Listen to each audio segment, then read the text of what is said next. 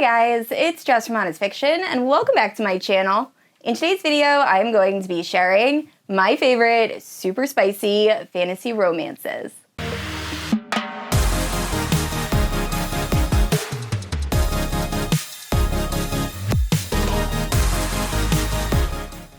Alright guys, it has been a while since I've done a spicy fantasy romance rec video, so I will leave my previous videos down in the description below, but for this video, I picked out a bunch of amazing fantasy romance books that also have a whole lot of steam, so I'm talking like 4 and 5 chili peppers worth of spice, and I am so excited to talk about these books with you guys. Now, if you're unfamiliar with my channel, I post new videos every Wednesday and Sunday. If you haven't yet, please like and subscribe. You can also hit that notification bell to be notified whenever I post new bookish content. You can also check out my Instagram, Goodreads, and Patreon, all linked down below. With all that out of the way, let's talk about these spicy fantasy romance books. Alright, so starting off with Why Choose Fantasy Romance. Now, I do have an entire rec video just on why choose fantasy romances, so if you want to check that out, I will leave it in the cards and the description. But I will say this first book, while it is a why choose fantasy romance, it's probably the least spicy on this entire list. And it is Bonded by Thorns, and this is actually based off of Beauty and the Beast. So in this story, we are following Rosalina, and the entire town believes her father is insane because he is trying to find a way to the Fae lands. I believe he thinks his wife was either killed by a Fae or the Fae are keeping her prisoner, so he is trying to find his way there. Well, he ends up succeeding, and Rosalia, while searching for him, ends up finding the Fae lands and soon discovers that her father is actually being held prisoner by 4 magical Fae princes that end up turning into beasts during the night. So Rosalina offers in exchange her for her father, and she will attempt to help break the curse, and the story goes from there. So I've only read the first book in this series. I know now I believe at least 2 have released, and this first book wasn't super spicy. There are some open door, intimate scenes, but I do believe as you progress through the series, it gets spicier and spicier. So I am very excited to continue, and I'm gonna have to do a reread of this soon. And next up is one of my favorite Why Choose fantasy romance series of all time. We have The Bonds That Tie by Bree. This is the first book, Broken Bonds, and I have talked about this series so many times on my channel, so I'm going to keep this very, very brief. But in this world, there are bonded and bonded mates. So if you find your bonded mates, you actually help to amplify each other's powers. So Oleander at the start of this is our main character, and she's still a little too young to have bonded mates, but she knows who her eventual bonded will be and looks forward to the day of eventually bonding with them. Now, she is traveling with her mother, and her mother's too bonded when there is a fatal car accident, and Oleander is the only survivor. Now, instead of going to her eventual bonded for protection, Oleander runs away and is gone for, I think, 3 to 5 years until her bonded find her and drag her back, and they want answers. So the first book is very much kind of a bully romance, but after that, it really changes and becomes the most epic Why Choose fantasy romance series of all time. There's so much action. I love the magic, and it is so, so spicy in the best way. So highly recommend if you have not read this yet. It is one of my absolute favorites. And next up is the Mate Game series. So this is a Why Choose paranormal fantasy romance. I've only read this first book, however, I rated it 4.5 stars and really want to continue because all my friends that have read this series have absolutely loved it. But in this first book, we are introduced to the characters. So we meet Sunday, and Sunday is a werewolf who cannot shift. And on top of that, she has just rejected her mate. So her family is very unhappy with her, and they send her to this paranormal university where she finds out her rejected mate actually attends and is determined to make her life a living hell despite still harboring feelings for her. Then she also garners the interest of a vampire priest, also a demigod, and I believe there's one other. So it's a Why Choose romance between all of them, and it sounds like it's going to be absolutely amazing. So I'm really hoping to finish this series soon. And last up for Why Choose romances, we have Order of the Scorpions by Ivy Asher. Now, I know I have talked about this book in so many videos, so I will keep this very brief, but this book deserves so much more hype. It is such an amazing, dark Why Choose fantasy romance, and I feel like not enough people talk about it. And I read this book in one sitting, and look how chunky it is. Like, it is so, so good. So in the story, we are following Offset, and at the beginning of our story, she wakes up completely naked, chained to a floor, and has no memory of who she is or how she got there. So she is then taken to this interrogator who begins torturing her, trying to find out information. And once again, she has no memory, so she's not able to provide any. And then the torture is stopped because an assassin group breaks in, kills the person that was interrogating her, but leaves her chained to the floor and essentially says, "Life's tough, sorry," and they leave. So then there's a time jump, and we find out that Offset has been given to this assassin training camp, and eventually she will learn how to become an amazing assassin in the hopes that she will be purchased by one of the assassin guilds and then kill enough people in order to gain her freedom. Well, she ends up being purchased by that guild that killed that interrogator and left her on the floor, so obviously she does not love them in the beginning, and it goes from there. So really the story is just of Offset trying to find out who she is while dealing with this group of guys that she really doesn't know how to feel about, and overall it was so good, but definitely dark, so check trigger warnings. But overall, please read this if you haven't yet. And next up is A Ruin of Roses by K.F. Breene. Now, honestly, it has been quite a while since I've read this book, about 4 years, and I did not rate it very high. However, I do remember it was unbelievably spicy. So in this story, we are following a girl that lives in this community that is filled with shifters that have been cursed. So they can no longer feel their animals, and on top of that, they are dying at an alarmingly young age. So our main character has found a, not cure, but a way to prolong their lives by these roses that are in a forbidden forest. So she ends up going to get these roses where she is found by, I believe he is the king that is also cursed, and he takes her back to his castle that is filled with these demons. And the story goes from there, and it is very much a Beauty and the Beast reimagining, if you couldn't get that from the synopsis.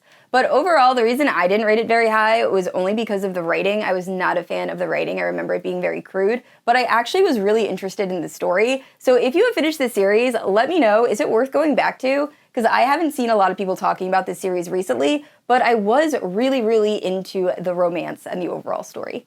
And next up is Flames of Chaos by Amelia Hutchins. This is the first book in the Legacy of Nine Realms series, which is a dark fantasy romance series involving witches.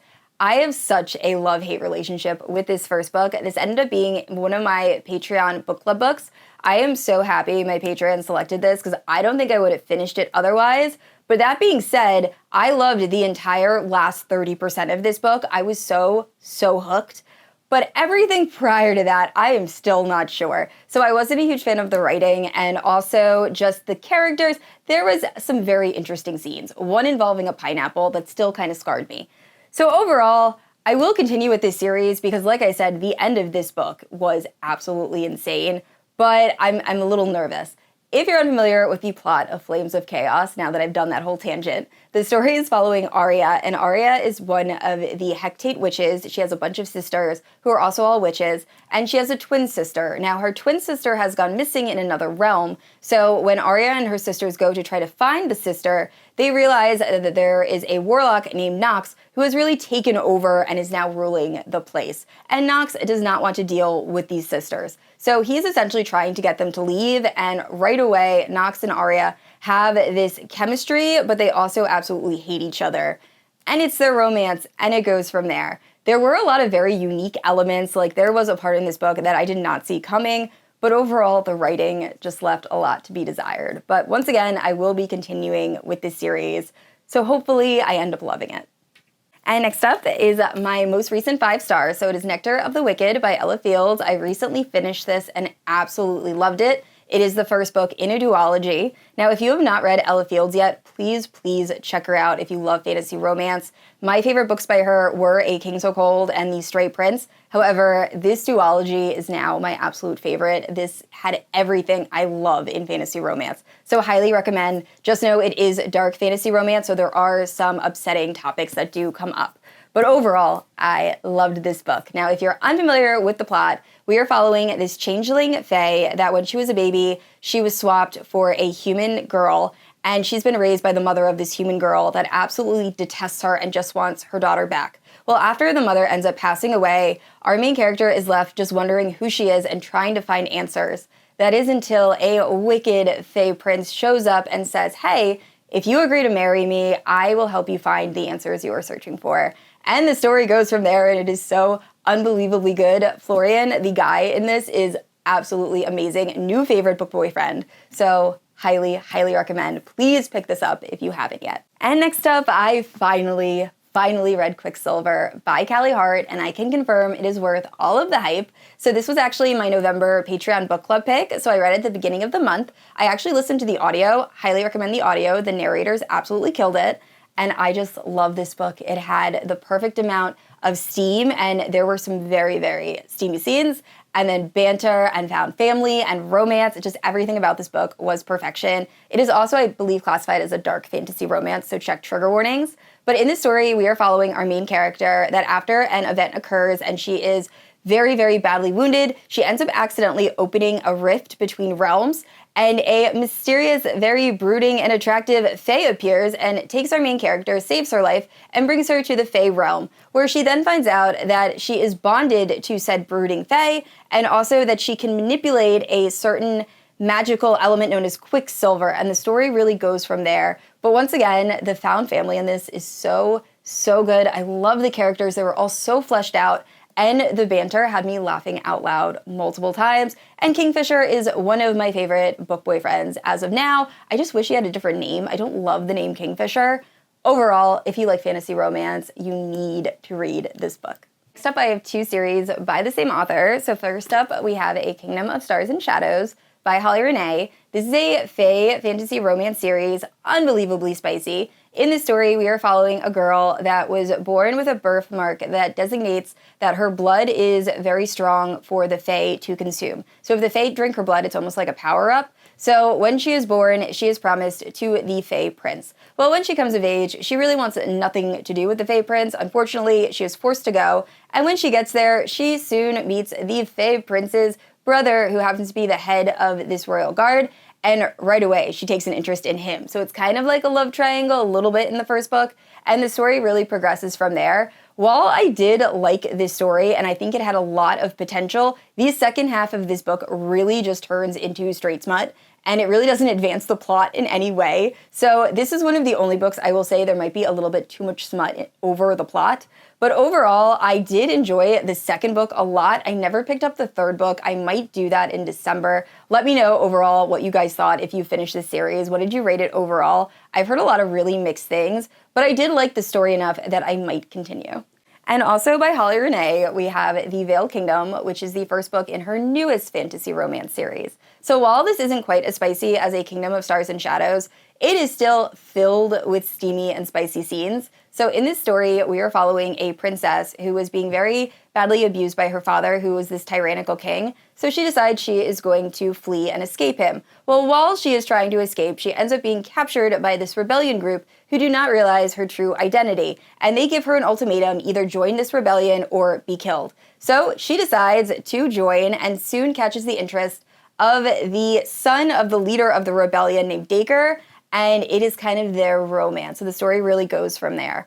Overall, I did like this book more than the previous series, and I do plan on continuing. However, I have heard some negative reviews about the second book, so I'm not really in a hurry to continue. But overall, this was a very solid fantasy romance. And next up is Under the Oak Tree. So in this story, we are following Maxine, and she is the youngest daughter of a duke, and she is really looked down on by her family because she does have a stutter and she's very shy. So she is unbelievably surprised when her father tells her that he has arranged for her to marry one of his lowborn soldiers named Sir Riften. So the wedding night comes, and it is unbelievably awkward, and the next morning, her new husband, Sir Riften, ends up leaving to go to war for 3 years. So when he returns, he comes back a very celebrated and decorated knight, and she expects that he will want a divorce. And instead, he says, hey, we're man and wife, let's go to my castle, and we gotta do this thing, and it goes from there. So it's really these two people that are in this arranged marriage and don't know anything about each other. The entire book is a miscommunication trope, which seems like something I would absolutely hate, but for some reason, just their innocence and watching them try to navigate each other was just so beautiful. So just know that going in. There's not a lot of action. There's also not a lot of magic and fantasy. This is very much more of a romance that just happens to be set in like a whimsical, fantastical world. But overall, I absolutely loved this story and this romance and look forward to more volumes releasing. And of course, I had to include The Never King by Nikki St. Crowe. This is based on the story of Peter Pan. So in the story, we are following Wendy Darling, and she is a descendant of the original Wendy.